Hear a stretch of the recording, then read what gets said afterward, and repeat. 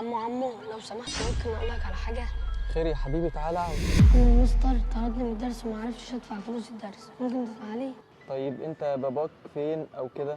هي الظروف بسيطه يا عمو، ما عرفتش ادفع فلوس الدرس. ما تقلقش خالص. الدرس قريب من هنا ولا بعيد؟ ايوه هنا. خلص بس الورد اللي في ايديا ده واخدك ونروح ندفع الفلوس، مفيش اي مشكله. ماشي يا عمو، شكرا. السلام عليكم. وعليكم السلام ورحمه الله معلش وبركاته. لو عطلك، احنا برنامج مسابقات، تشارك معانا؟ مفيش مشكله، عادي نشارك. تفتكر ابن جعفر العمدة عايش ولا ميت؟ انا عارف.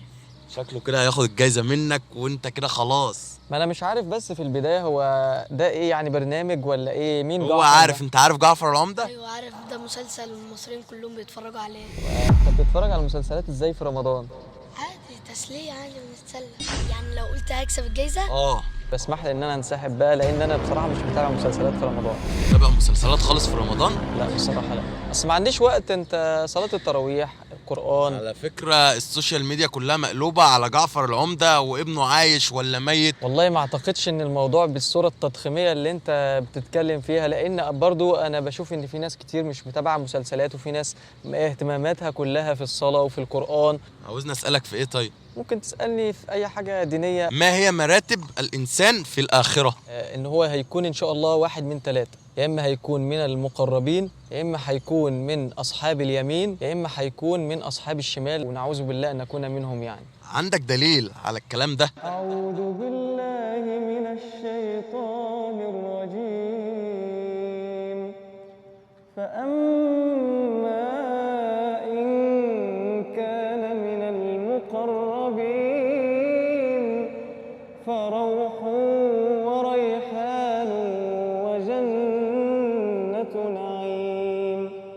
وأما إن كان من أصحاب اليمين فسلام لك من أصحاب اليمين. وأما إن كان من المكذبين الضالين فنزل من حميم وتصلية جحيم. إن هذا لهو حق اليقين. فسبح باسم ربك العظيم. يوسف اصلا معانا في البرنامج. بجد؟ حضرتك اسمك ايه؟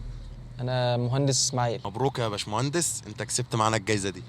الله يبارك فيك، بس أنا والله بصراحة مش محتاجها، فأنت ممكن تديها لأي حد ممكن يعني يستحقها، أو ممكن نسأل مثلا الناس سؤال ولو جاوبوا عليه نديهم الآيفون، مفيش مشكلة. انت بتحب الناس يعني للدرجة دي؟ بنحاول نعمل حاجة كويسة في رمضان، بس ربنا يتقبل منا. إذا تساوى حسنات وسيئات أشخاص في الآخرة فماذا نسميهم؟ السؤال هو قاله، هيجاوب على السؤال في الكومنتات، هيكلمني على الانستجرام هنا وهيكسب الجايزة.